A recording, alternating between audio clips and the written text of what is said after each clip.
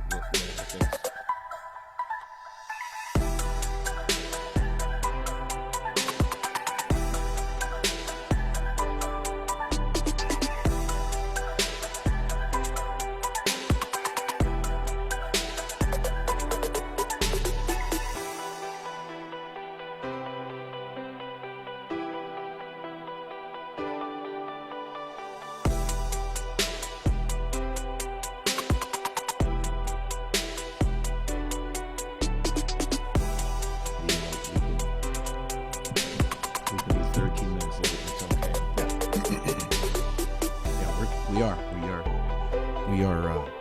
We're 13 minutes late, mostly because of you. We're late because of you, because you were in the shitter. All right? So let's just be honest, all right? I mean, everybody goes to the shitter. I closed the blinds. I know you did, but you don't have to be embarrassed about it. Everybody goes to the bathroom every now and then. You know, it just took you a long time. That's all. So what you want to do, buddy, I know you're having a hard time with this, okay? Mm-hmm. But what you want to do is you want to place your fingers just like this. Is that what they call is that an E chord? It's not an E chord. It's close. It's a D chord. Oh, so A, B, C. Oh, so it's before E. There's, yes, A, B, C, D, E. So it's just before. So now you want to make sure when you do this that you get the... Yeah, because doesn't that add to the excitement, the dynamics of the chord? That's when true. One of the strings is muted, it's kind of cool like that, right? This is actually a D minor 7 with an augmented fifth. Wow.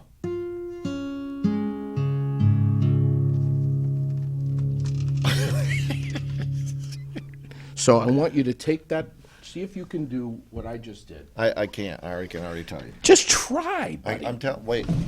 Just try. That's yes. Yes. Now see if you can work off of that a little bit. Can you work? Yes. Yeah, my name is JD. Yeah, keep going. Work off of it. I gotta pee. Just let it go. It ain't the easiest thing to do for me. Yeah. Oh, that's beautiful. Keep going. Work off of it. Have fun. Relax. Have a good time with it. 'Cause liquid don't have that far to fall. There you go. But I'm JD. Yeah. And I got it all. It's my show. So I don't care. Beautiful. If I ever comb my hair. Yeah. It's so bad today. My wife doesn't bother her as much. But I'm JD. And I got the touch. I could keep going, but I won't. Jamie Lee Thurston. Tonight, live on Aired Out. Hi, buddy. How in the hell are you, brother? Interesting. Yeah. I'm good, actually. I'm just recovering from pneumonia.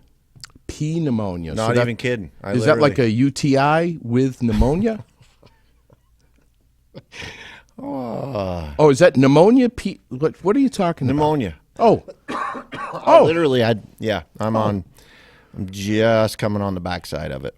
So I was down. Yeah, I flew home to Nashville and got sick the day I went there. Yeah. And literally was sick for 2 weeks. Didn't do anything, and then came back up here. Wow. To do a show for Veterans Count at 14th Star Brewery in St. Albans. It was sold out, and it was awesome. I saw that all over Facebook. Yeah, we raised a bunch of money for the real heroes of America, which is our military. Speaking of which, you're back doing it again, and man, you do it all the time. I mean, anytime there's something going on where we need to salute our military, you're front and center, and you always come home to do it. It seems like, and we got Veterans Day weekend That's so cool that you do that for Dude. Vermonters and veterans. I'm proud to do all that stuff, and I'm blessed that anybody cares that I sing or play anywhere. All bullshit aside. So, Yeah. But this is for a place called the Veterans Place in Northfield, Vermont, and Karen Boyce runs that. And that lady, and both her sons are vets as well. Yeah. She comes by it honestly, and she is an earth angel. Like that lady, man. The things she does and the amount of heart she gives. And so the place is amazing. Yeah, it is. It's the old hospital. It's in Northfield. Yeah, but it's not necessarily. It's where they go and man, some of our vets suffer with post traumatic stress and traumatic brain injuries, and they have 26 beds there, and they go there to help. And sometimes they, get riddled with substance abuse, just trying to quiet the noise or to try to block out the ghosts and the bad stuff they've seen. And it's an amazing place. I saw this guy named Joshua there and I've suffered from depression since I was in high school. So I know what it's like to be in a really, really dark place. And when you talk to these vets, it's that really, really dark place. So, we don't get there by the same tunnel, but we arrive at the same dark place. So when you tell them that, they know that you kind of know, at least a dark place. Yeah. I don't know what they're dealing with, but it's still kind of the same. So he had told me that they told him, hey, man, you need to go into this village and wipe it out. And he was petting a dog that was the Veterans Place dog. And we were in this room, and he's telling me the story, and he goes, and it's in, it's a piece of the trailer of the doc there that we got on YouTube. And he has this faraway look in his eyes, and he goes, when you see people reduced to stains, and he goes, I mean stains, and he just trails off, and he goes, kind of sticks with you. Whenever I say it, man, it's emotional.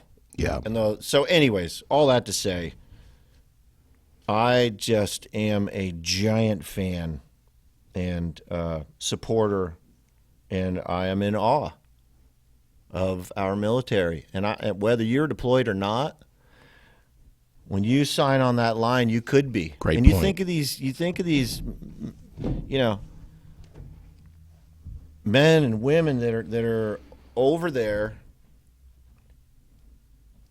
running around, with a gun dodging bullets. For 18 us. years old, 19 years old. For us. Yes. Yeah. I don't know. It may sound like an old, worn out thing, but it's just not to me, man. I'm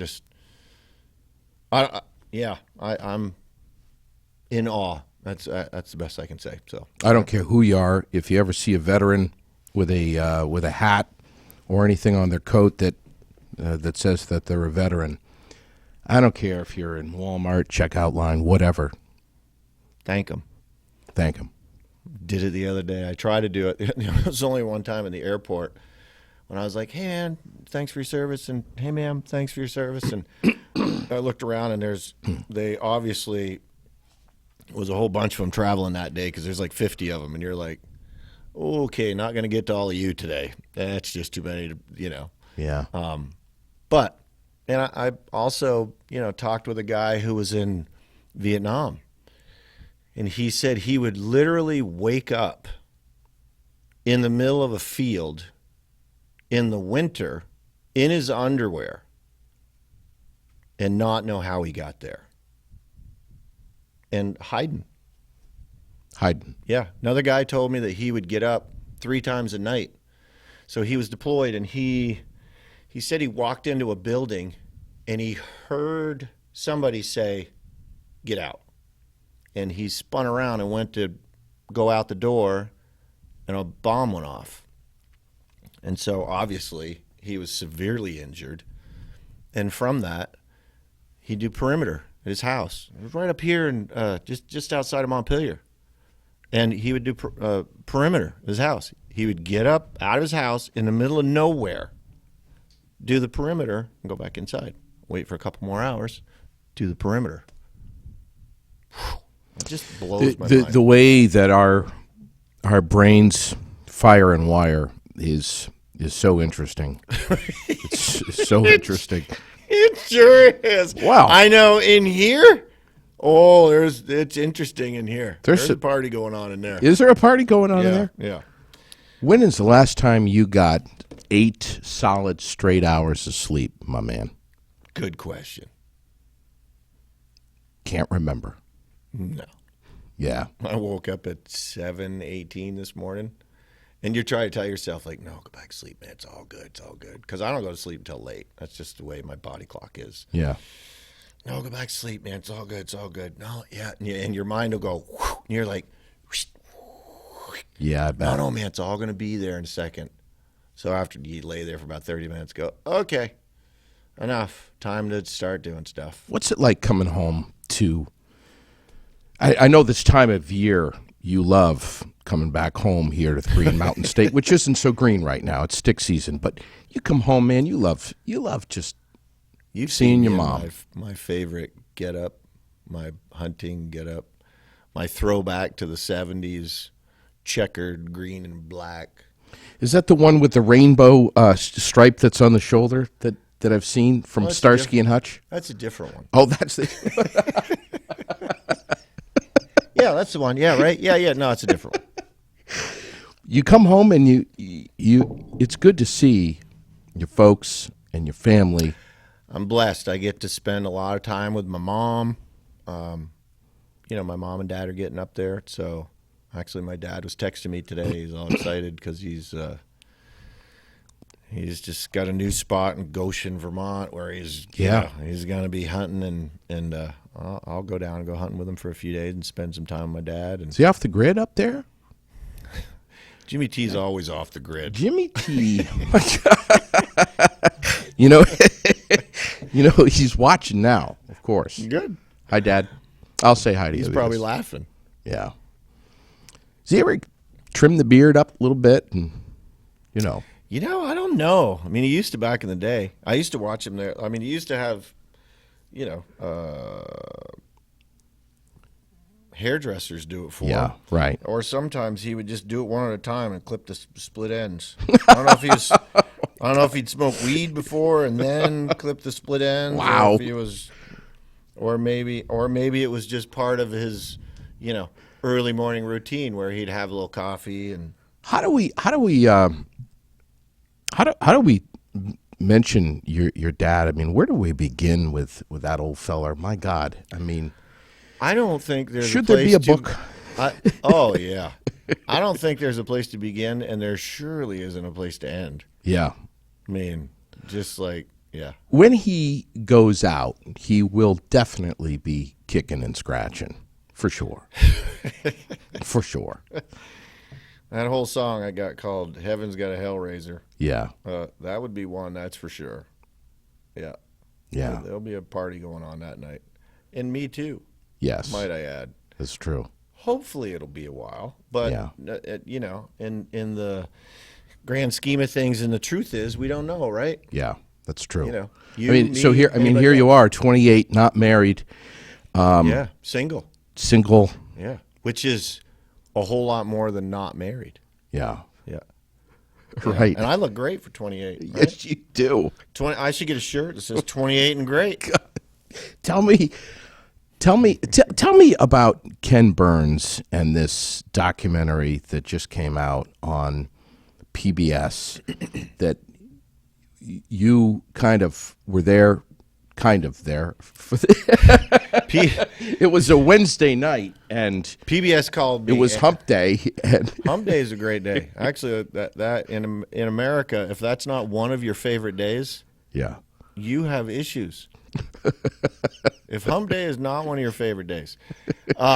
They called me from PBS, Vermont PBS, and they were telling me about the documentary that was coming out, and so they came to a fair I was doing and shot some footage and did some interview stuff, and then they used it as a lead-in commercial for the big Ken Burns documentary part, and we did two shows. So I did one on the Wednesday that was at the Double E up in Essex, which is just a killer venue. Oh yeah, I mean, because you got the screen behind you, and so I the could show T-Rex. It's the T-Rex. It's a T-Rex screen too, so I can show the video and while we're playing it, and it's just a really cool thing. So we did that, and then the next day I drove down to Brattleboro and did an acoustic thing with a couple other gentlemen where I'm sorry, but their names escape me, but they were the real deal. Like, one guy was actually, he was a vet as well, but played piano and played fiddle and guitar, and super talented, and just had that classic country folk voice. And the other guy was God, I feel awful that I can't remember their names right now. But a killer mandolin player. And we did it in this old theater down there in Brattleboro. Brattleboro, right? Yeah. Bennington, Brattleboro. Pretty sure it was Brattleboro. Yeah. Sorry, which gets us back to that little fun time that goes on in here. Sure. Yeah. Yeah. I've had a few miles put on since then. And they were awesome. And the cool part for me is I'm an old rocker. Like, yeah, I grew up listening to Hey Porter, Johnny Cash, and, old Jerry Reed and some Haggard. But, I also was a rocker. So, I mean, I did learn Johnny B. Good. I thought Johnny B. Good was a Buck Owens song. I swear to God, Buck Owens cut it, and that's how I learned it. Is that what Dad told you? No, that was the 45 I learned it off of. Oh my God! So, but I was a rocker, man. Like, I was, Bad Company, and then as time went on, man, a huge AC/DC fan, and yes, and I loved Motley Crue, and I loved Molly Hatchet and Skinnerd, and so, Nugent. What's that? Ted Nugent. Oh, well, yeah, back in the Cat Scratch Fever days. Yeah. Wow. Absolutely. There's an interesting individual for you. Oh yeah. Whew. Anyways, so when I first started writing songs, it wasn't, nowadays I've done it so much that I can sit around with an acoustic and play, but back then I didn't play by myself acoustically or, as a songwriter type kind of thing. So I was a rocker, So which gets me back to the story of the Ken Burns thing and being with these two guys that were really authentic, true country folk guys. It was cool as hell. Like, yeah, I'm sure. Trying to think. I think we did an old Hank Williams song. And did we do like a Waylon thing? Oh, we did Blue Moon of Kentucky. And these guys, they were awesome. So it was really cool. And I sat there, before. So they showed a 45-minute trailer in the theater. And then we played after that and talked and that kind of stuff. And I sat out there and watched some of it. And, it gets emotional because, hey, man, I'm super proud of where I'm from, which is here. And I was born in Montpelier. I grew up in Waterbury Center. I lived in Burlington and Richmond and excuse me, Isle of Mont for a long time, like Heinsberg, graduated from CVU. And so I've had a small amount of success. I've had, I was signed to Warner Brothers. I've had some songs recorded. I had a hit, that Rodney Atkins cut and put out. And 15 minutes. Yeah, and but so when you watch this stuff, it's emotional, because it's been a long, long journey. Yeah. And I swear to God, man, I'm so, like, people are so nice to me, and I'm so lucky and blessed that anybody cares, man. Really, at the end of the day, it's like the people that come to the shows and the people that book the shows and the people, like, and my team is awesome. My band, they're just Unreal. well, they're just great guys, and it's not always the same guys, but the guys are all great. And that's what allows me to still do what I do. Yeah. And if you aren't humbled and appreciative of that, Yeah. then you got problems, Yeah. man. One of your, and you've played with so many musicians in Nashville and all over this state and this region. You've told me that you love having Chris Wright share the stage with you as the bass player. That guy, I got to tell this story. So He's watching now, so be careful. So how he came, or we came to play together, was I told the story the other day. So there was another guy that was the bass player, and I thought for sure, like, that he didn't want to play anymore, and he just didn't know how to tell me. So I went into his office one day because he lived in the same town that I was living in. I went into his office, and I was like, "Hey, man." He's like, "Hey, man." I was like, "Man, I got some great news." And he was like, "Yeah, what's that?" I was like, "Man, I found another bass player, so you don't have to play anymore." And he went through the roof. And I was like, because I had no idea. I just didn't know. So, but he was understandably upset because that was not his intention, and he ended up quitting that day. And so I scrambled for a bass player and called Chris, or somebody told me to call Chris. So Chris is a local guy. Yeah, Chris Wright. Chris Wright. Right? From right here. Mm-hmm. Right here in town. So I call him up, and I'm like, "Hey, man, it's Jamie Lee, yada, yada, yada." And I'm like, "Man, And he was rocking out 8084 and all that. No. He was phase... Phase 5. I think it's Phase 4? phase 2, but... It's phase 2. Phase 2, I'm going to go with 5. Sure. I'm going with 5. Well, it's three more than 2. I understand that. That's what I'm but saying. I'm putting my $3 That's what I'm saying. on It phase makes 5. sense. So, and he's like, anyways, he goes, hey, I'll do it, but you need to find like your replacement as soon as possible. Right. So you're gonna love this story. I don't think the public has ever heard. Like I say, the public. I don't think I've told this story in public. Is more like it. So we go that night to play, and I think it was like at the Charlemont or something in Morrisville. Oh, up in Mo Vegas, yeah. And I go to lift a speaker up like this, and my back gives out. So I'm flat on. I can't move. I'm on the floor, and so I literally had taken like 12 ibuprofen. And how much tequila? I hadn't had any until before we played. Okay. Yeah. So I couldn't move. Like they had to put me in a chair Yeah. and carry me to the bathroom to go to the bathroom. Oh, my God. Yeah. So you're getting good stories out of me today. So Chris comes in. I'm like, "Hey, man," because I'm flat on my back, and everything gets done, gets set up, and excuse me, we play. And at the end of the gig,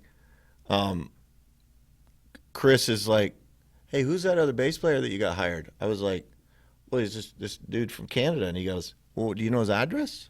I was like, not right offhand. Why?" And he goes, "Because I want to go to his house and break his arm." I'm like, "Why?" He goes, "I want the gig." Wow. So, cut to the next night. This is all true. I don't know if I'm going to tell the... No, do it. The show's called to air it out, No, buddy. I'm not going to tell the rest Come of on. it. Anyways, cut. Come on, Billy's booing at you. Yeah. Billy the Go for the jugular. No, I can't because it's just anyways.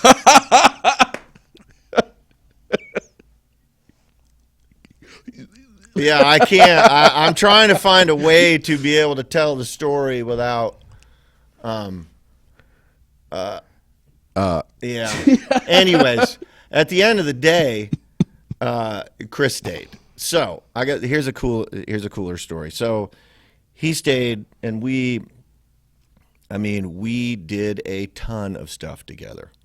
And anybody I've ever played with, I still get along great with and love to this day.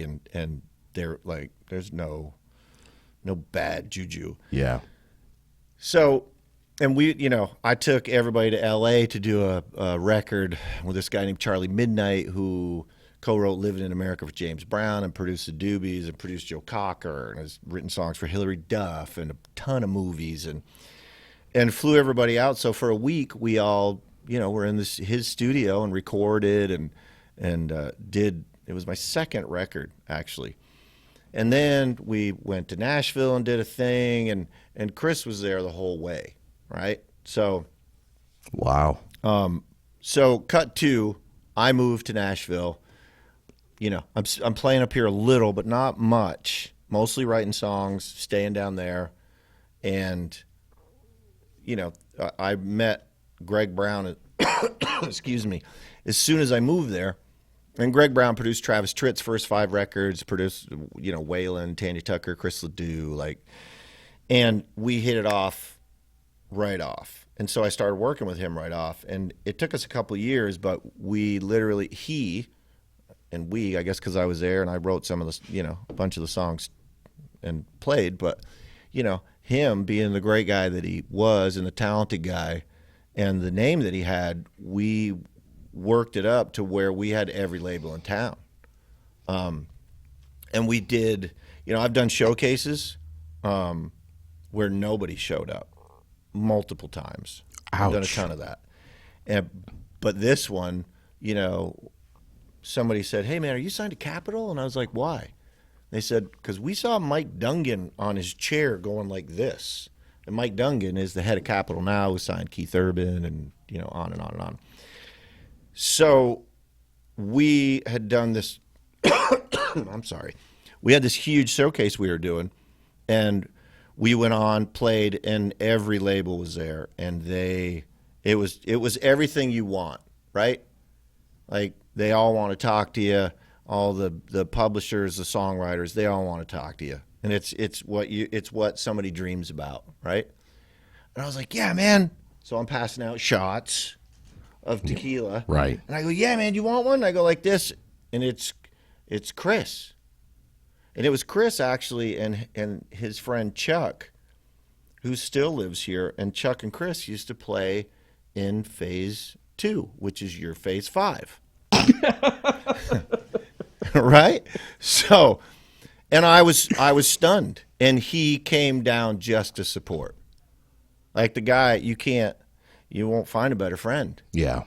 I mean, I'd do anything for him, like, in a heartbeat. And he's done so much for me. I don't even, I mean, I could tell you. That's a good human, man. I could tell you stories. And his wife, Lisa, and, I've known his kids since they were little. Like, anyways, it's an awesome thing. And all that because I needed somebody to fill in. Yeah. And then 20-odd years later. And then he actually took a little hiatus. I had somebody else was playing for a while. And then, hey, man. Yeah. Want to play? Right. And it's awesome. And that guy, he's just a really talented guy. Like, I've been blessed to be in the studio and play with some amazing players and be on stage and play with some amazing players. And that guy, he has a gift. Yeah, he does. And you've run that circle of the hiatus and coming back with Mark Lurvy. I mean, my God. Yep. I mean, at the end of the day, it's just, I say that a lot. Apparently that's my saying, but I want people to do what they want to do. I want people to be happy. Sure. So it's naive to think that you're going to play with the same guys forever. Yeah, right. But it's not naive to think that you can't play with the same guys forever, off and on. Sure. Right? Sure. I mean, not on my world. I'm going to ask you to play a song here in a minute, but I want to first ask you, 9 studio albums. Mm-hmm. What was the fastest song, at least that you can remember, that you wrote? Oh, it's me and Tony Mullins. That's easy. It was 15 minutes. Yep. The song, 15 minutes. Yeah, we didn't write it in 15, but it was not very long, a couple hours. Yeah. So, I mean, this guy, KK, his name's Kerry Kurt Phillips. He wrote, like, you know, Pickup Man and Do You Want Fries with That? And let's just... For Tim McGraw. Yeah. I can't, like, he wrote Down on the Farm. He wrote, like, this guy has written a slew of hits, and he is one of the best humans I've ever met in my life. And you wrote it with him? Nope. What I was going to get at was, he said, it takes as long as it takes. Like, that guy, I don't care. Like, him and I wrote on a song 6 times. I don't even think we finished it. But we were always in there doing it. Sometimes it takes a long time. Sometimes it comes really fast. The really fast stuff is not very often. So this guy, Tony Mullins, Tony's had a bunch of hits as well, like for Leanne Rimes, for Tim McGraw, for,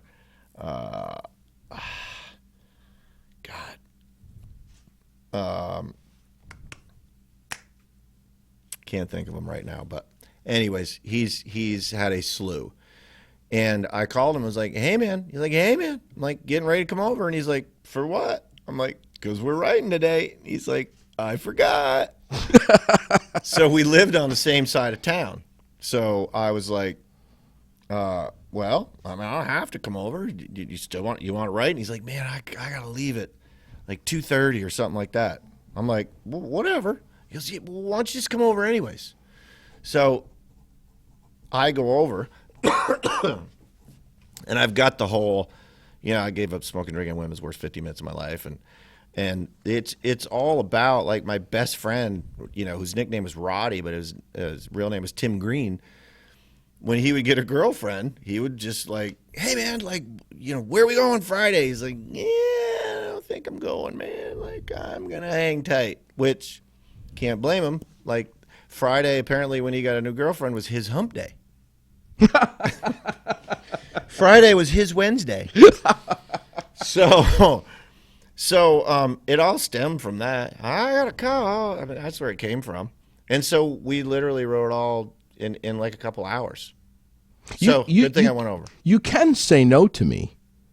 Yeah, I did earlier. I know you tell did. You the rest of my story. I know. But I was this close. Well, I don't want to hurt anybody's feelings, and and like I said, everybody. Yeah. I've been blessed. Like, Jim Pittman is. Oh my God. He foot pedal steel and where is he now? He's a Waterbury boy. He still lives in Waterbury, and we played together for years. And where I met him was when I was 18. I played in my dad's country band. That's where we met. And then when I wanted him to play in my band, I was recording stuff at Wayne Warner's studio.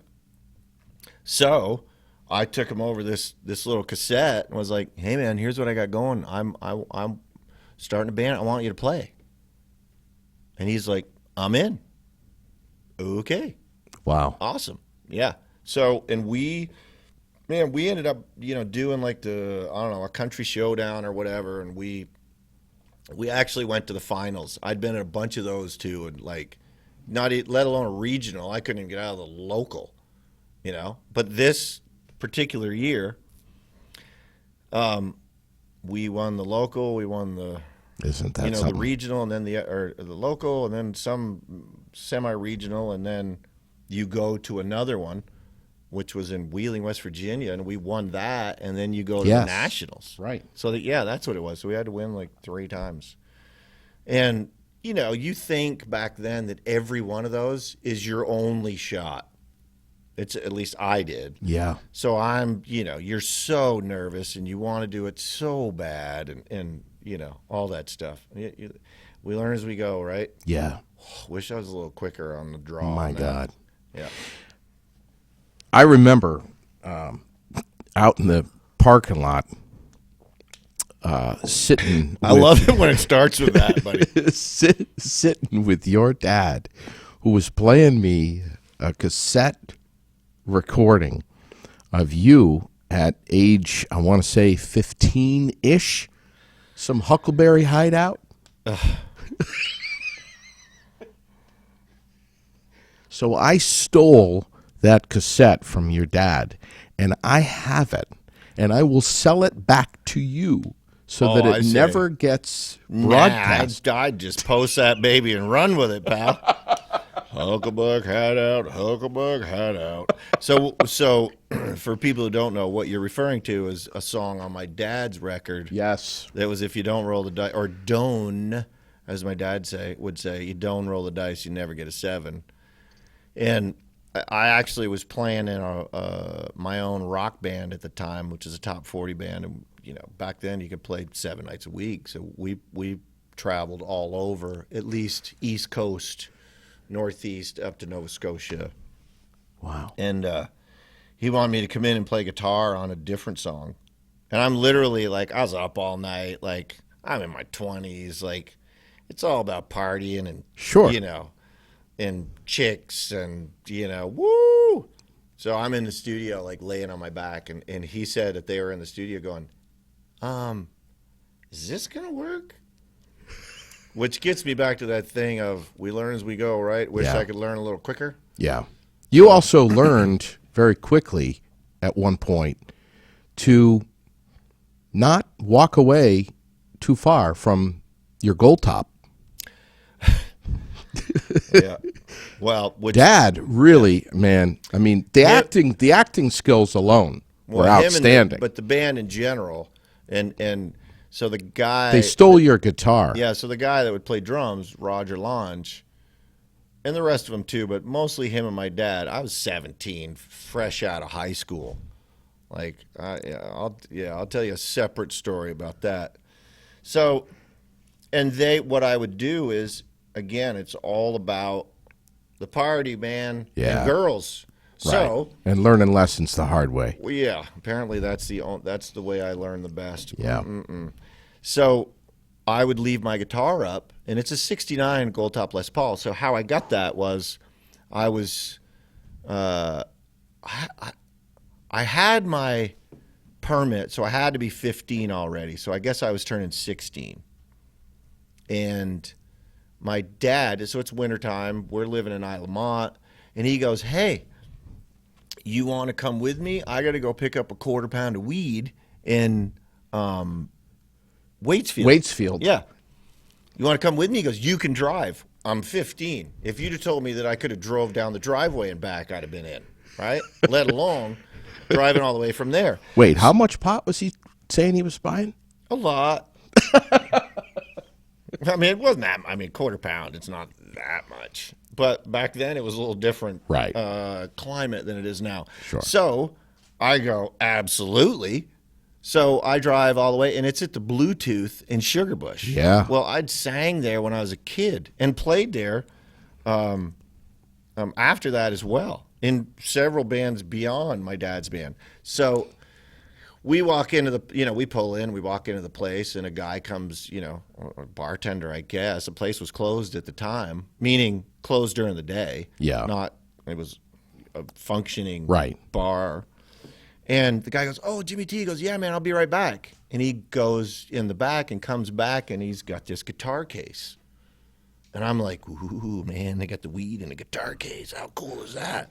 That's a slick idea. Yeah. So the guy puts the guitar case on top of the bar, opens it up, and it's a '69 Gold Top Les Paul.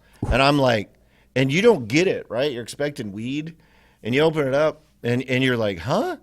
And you look like, it takes a second to comprehend it, and your dad goes, "Happy birthday."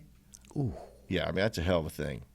That's an amazing You thing love my that dad guitar did. so much. You play it all the time. Yeah, I still have it. But Dad was trying to teach you a lesson. Don't walk away too far from it. Right. When it's So on that's stage. the guitar that was playing when I was 17, and when when we got done the night, the thing is to pack up your stuff. Right. Because anybody can run on stage, grab it, and kind of slip out the back door with it. Right. Well, no, I was too worried about slipping out the back door with some sweet little girl or something, or drinking at the bar or whatever. Sure. So I wouldn't take it down, just because I'm a little clueless. So they would hide it when I wasn't looking, and they'd go, "Hey, man, you took your guitar down, right?" No. You sure? Because it's not there. Oh, my God. Yeah. And I'm like, and then, I freaked one time, and I was crying, and we had this huge case that was, full of, compressors and all this other stuff. And I need that. Freaking hurt my knee. And right after I hurt my knee, and then I can't walk because my knee's all messed up. They're like, it's under the stage. Get your shit together. Ooh. Yeah. And so you feel relief because you've got your guitar back. You feel like a dumbass because you didn't put it away in the first place. And your knee hurts like an MF. Yeah. Because you just jammed it in the back of this case because you're 17 years old and you don't know any better. Wow. Yeah. Yep. Mm-hmm. Wow. Play us a song, man. Oh. Anything. Any song from any of your albums, new, old, whatever. You know my favorite.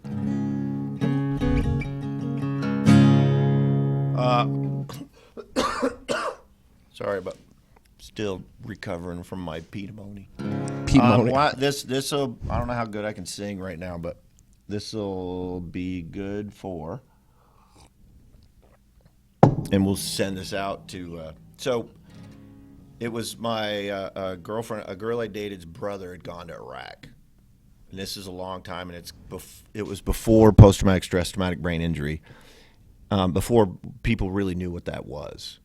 And I asked him what it was like, and very rarely will they tell you, right? It's like there's plenty of people around here that won't talk about it. Like I got a buddy that's from Waterbury, and and I've known him most of my life, and he's like, man, I keep tabs on you, but he won't talk about it. And he was a commander over there, like commanded a platoon and whatnot.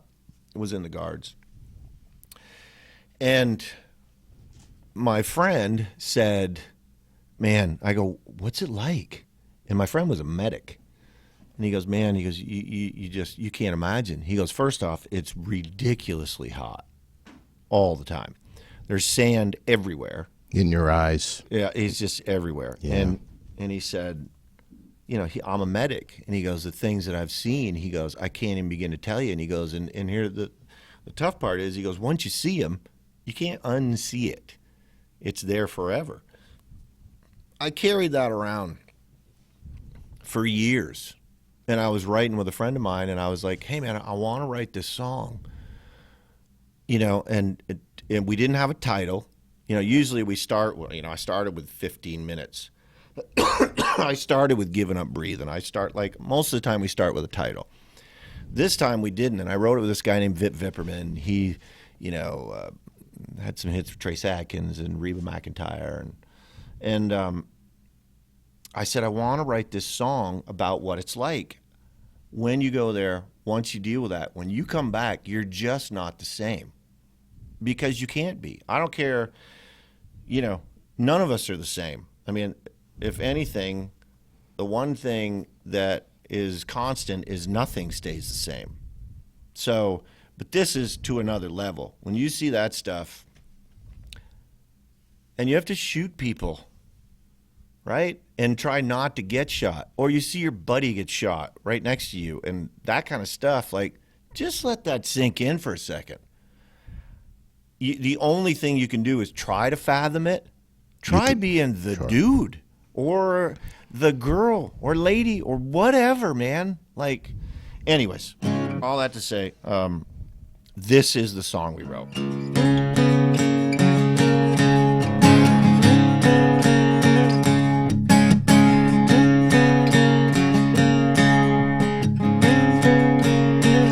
He drinks a whiskey, takes pills to kill the pain that dulls the memories that dog him every day. He swears on a bottle that her reasons for leaving were lies. He can't see how hard he's trying to hide from the ghosts in his eyes. No,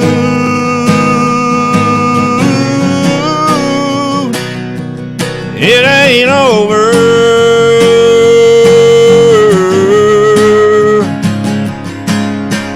No,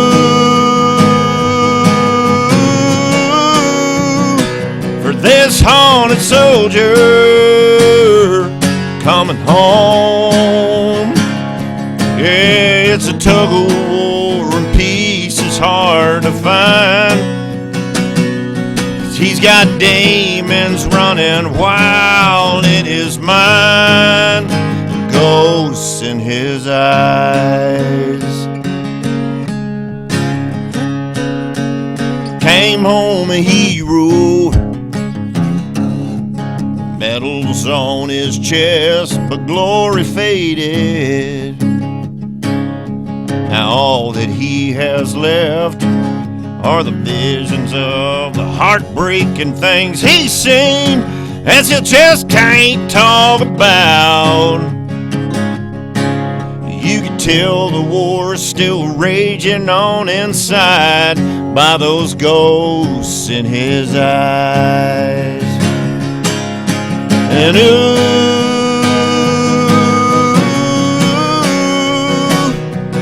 it ain't over.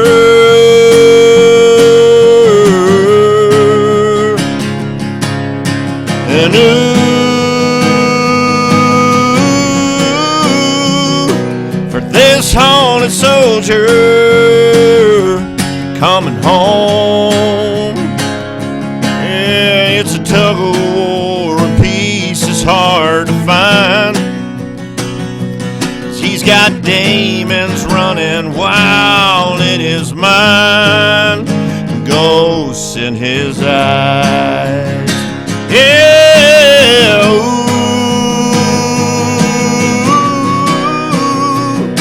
no, it ain't over.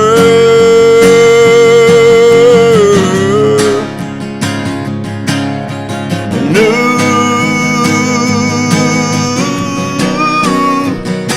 for this haunted soldier coming home. Yeah, it's a tug of war and peace is hard to find, 'cause he's got demons running wild in his mind, and ghosts in his eyes. So when you lay down peaceful sleep tonight, won't you say a prayer for all the soldiers living life, ghosts in their eyes.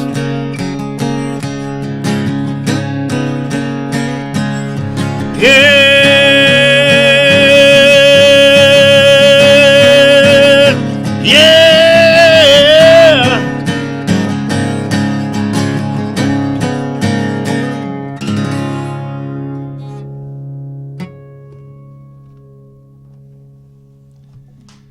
Oh, What a tune.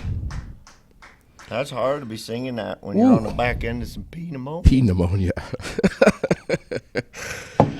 What a tune, my man. Yeah, forgive me. That's the best I could squeak out. Wow. But Saturday night, you will be completely refreshed, revived, with no pneumonia going well, at least on. I'll have tequila. If you put the T, Yes. enough of the T Yes. can replace the P, Right. right?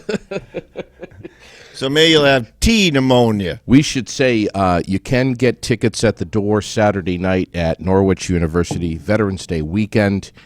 And you are there as a fundraiser, as a benefit for The Veterans Place Yes. in Northfield. Yes. So $30 at the door. Think about where your dollars are going, man. I mean, come on. You know what? If you can't make it, you should give, because Yep. it helps some of these guys who struggle with the stuff that they've had to do. Sure. Right? And don't get me wrong, they chose it. So I'm not, but it's something they had to do, and even when you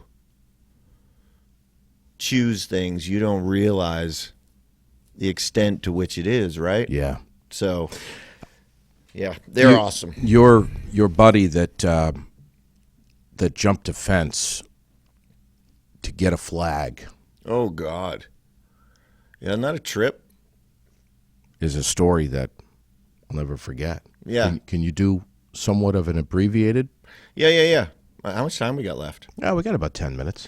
So yes, there's actually this guy has a nonprofit, and it's called Purple Hearts Reunited. His name's Zachary Fike, and he told me a story about being deployed, and they sleep in these really, really small plywood shacks, right? And you're on a cot, of course, and somebody, I think it was an RPG, and he just happened to be sleeping right. And so your underwear. Anyways, RPG into this 10 by 10 shack, 12 by 12. Don't quote me on the exact size, just small. Him, another couple guys in there. And obviously it blows up, blows him out, obviously blows the building up. And so, your ears are ringing. If you've ever gotten in a fight and been, punched upside the head, that's a small example of how your ears ring. Anyways, he gets up and his ears are ringing, and he's looking around, and somehow the RPG or a different one had knocked over the pole that was holding up the flag, and it was inside a fence. And the guy's in his underwear, just got blown up, and is wounded and bleeding. And he scales the fence, gets the flag, so it's not on the ground. Yeah, that kind of that's just that's some amazing hero shit. And he's such a great guy, and his whole organization, they're great people. He works with 2 ladies as well. And wow. Yeah, so what they do, so what they do is they get people that are Purple Hearts are lost, or they're, had been sold or whatever. Yeah. They get these sent to them all the time, and they literally have them framed, and they fly around the country giving these back to people. And it's quite a thing, because you'd think it's like, oh, that's cool. Yeah. But really what it does, it's a healing thing. Like this lady was 80, 90 years old, and she hadn't seen it and since she was I don't know, 5 or 6 or something like that. And it literally brought her back. And she's like, the colors are just like I remember. And it they did one where they literally had a family reunion that was all around getting this Purple Heart back. Not to be just back, not to be confused with the back. So it's that kind of cool stuff. And we have those kinds of people in our country. And with that said, this is the one thing I wanted to say. So I'm going to speed through the story as fast as possible. But it seems like in this day and age, people are like, everybody has to be a certain color, or everybody has to be a certain nationality. And what I believe is that I've got a song called It Can All Be Gone, and that is, hey, man, when I see somebody down, I reach out my hand, because I believe that God is in the soul of every man. It's just what I believe. And I believe that's why I'm proud of being from Vermont, is because Vermonters are like that, man. If you need a hand, you're broke downside the road or whatever it is, they're helping you. Big time. And that's the way I believe it should be. And I believe, this world is a diverse place, and you can't survive without friends, period. We all need friends. So I was driving from here back to Nashville. I get off in Ohio. I break down. I get off in Ohio. I get gas. I go back to get on the interstate. I push the gas pedal. It's like a flywheel that won't catch. And so something in my transmission is gone. And I'm 6 hours from home. I have to get a flatbed, and I don't know how I'm getting home. It's a Sunday. All the rent-a-cars are closed. And then I look, and across the street is this Shell station, and there's a giant U-Haul. I was like, I'll even rent that U-Haul just to get home. And it was like a 20-something foot box U-Haul. And so I go inside, and it's this Indian guy from India who is, that's who is working behind there, and that's who owns this establishment. And so I asked him about renting a U-Haul. He says he does have a smaller one. And we go through and he goes, well, it's going to be $600. I go, or $650. And I was like, whoa, like I only need this for 6 hours. Yeah. One way. One way. And he's like, sorry, man, they won't. It's a 3-day rental. So I literally call U-Haul and I'm talking to the guy and his name is Singh. Oddly so. So I'm talking to the guy and I call up corporate and was like, hey, I don't need it. They're like 3-day rental. And so I hang up and he looks at me and he goes, well, and I go, yeah, no, you're right. And he goes, hold on. He goes, maybe I'll take you.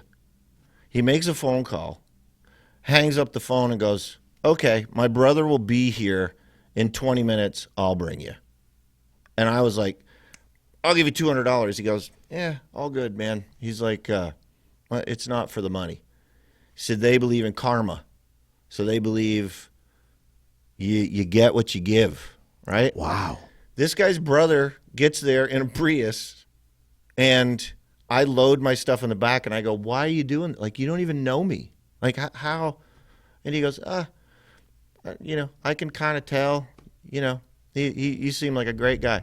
This guy, he drives me to Nashville. He doesn't have enough, for some reason, their ATM ran out of cash, so I can't even give him the $200 until we get to Nashville. We get to Nashville. I give him the $200. I thank him profusely. He's like, no big deal, and gets back and drives 6 hours the other way, only to have to go back to work at like 5 a.m. That's what that guy did. I'm not I wouldn't have done it. Like, I consider myself a super guy.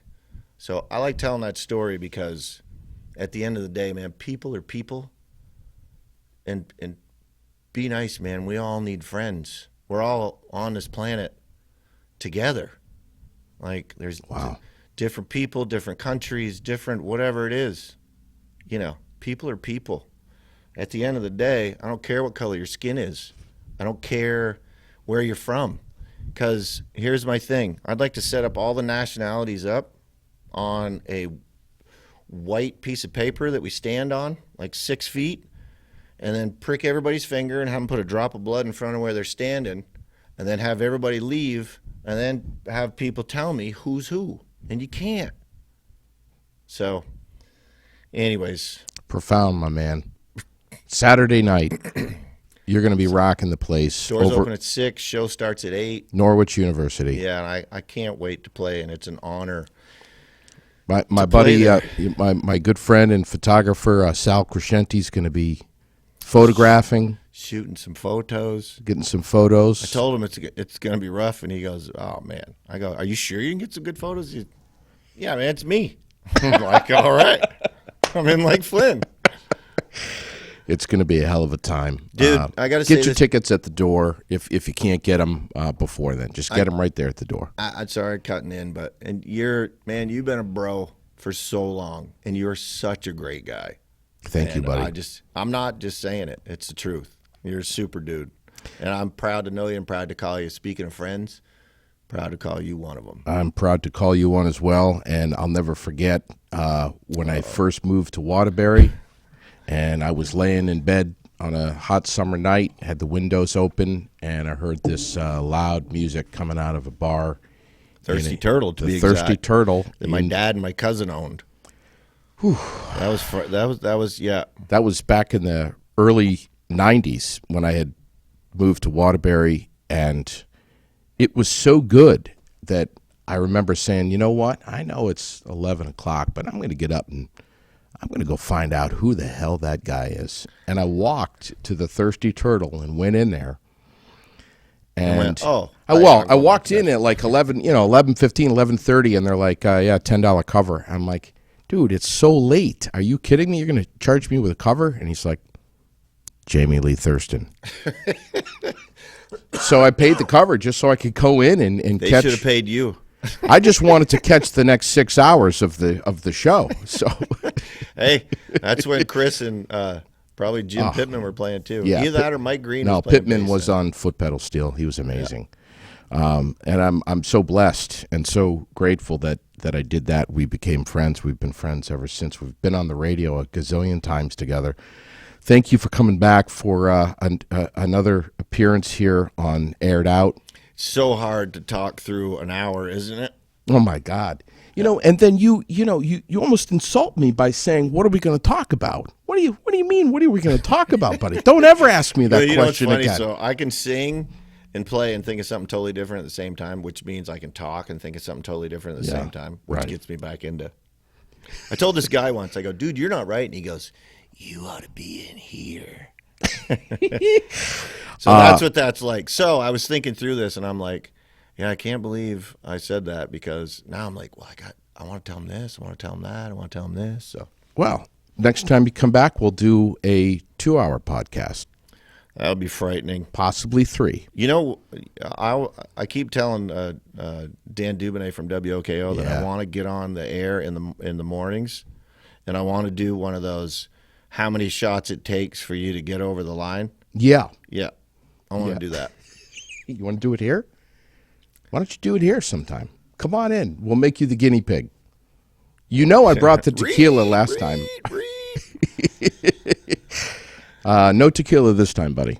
No, we appreciate that. But tomorrow night, or Saturday night, rather, it is going to be one hell of an evening over at Norwich University. Thanks for doing this for the Veterans Place. Thanks for doing this for our veterans. And if you can't come, not you personally, but if anybody can't come, you should give anyways. This place is an amazing place, and the things that they do, and Karen Boyce is just super. And and it's like, then just don't, like, what is $25? Like 3 drinks? Sure. Yeah. Exactly. Grab your guitar, if you will, while I thank my presenting sponsors, Gauthier's Quality Grounds and Maintenance of Orange, Project Independence, Active Adult Day Health Services right in the heart of Barrie on North Main Street, Fontaine Forestry and Millworks of East Montpelier, Fly on the Wall Productions, Central Vermont Television, CVTV, which is where we are tonight, your local cable channel 192 and 194. Get dialed into your community, cvtv723.org. Jamie Lee Thurston, guest tonight on Aired Out. Would it be possible for me to put a request in for you to take us out? Isn't that what I'm doing right now? Well, you're stalling. I thought. Yeah, you are. I thought I was just playing you a little. Like, I thought I was playing you some background music there. While, like, I was. You are. Stay in kind. Oh. Oh yeah. This is I don't know how much I can sing. This is my song right here. Am I playing this whole song or just some of it? If you can play the whole thing, can you handle the whole thing? It sounds like I shouldn't be playing anything. Can you handle it? I with don't your know. voice? My voice is a little rough. But well, you I'll do play whatever some. you can do. Take us out.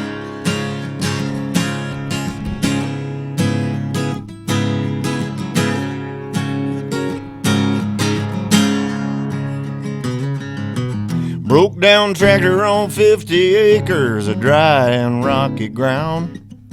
Sweat-soaked dirt on an old work shirt, I can see him now. Grease up to his elbows, an oil wrench in his hand.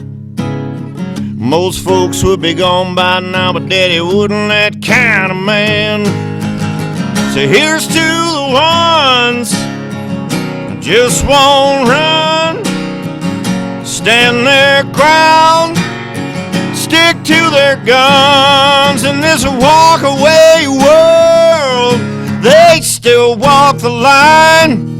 Leave and don't leave and cross their mind. Let's stay in kind.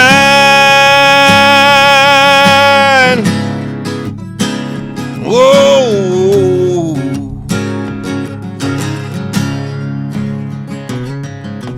Daddy carved out a pretty good living out of that Texas dust. When he took sick, it happened so quick, it was a shock to all of us. Said he'd never walk or talk, but Mama said that ain't true. When times get tough, you don't give up, you just do what you gotta do. So here's to the ones just won't run. stand their ground, stick to their guns. And there's a walk away world, they still walk the line, leaving don't even cross your mind. They're staying kind,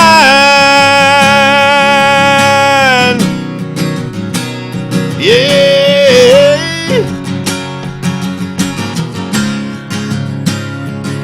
They're just the everyday folks, and they sure make me proud.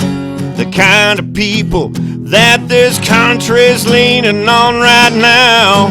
They're leaning on right now. So here's to the ones that just won't run, stand their ground, stick to their guns. And there's a walk away world, they still walk the line, leaving don't even cross your mind. They're staying kind.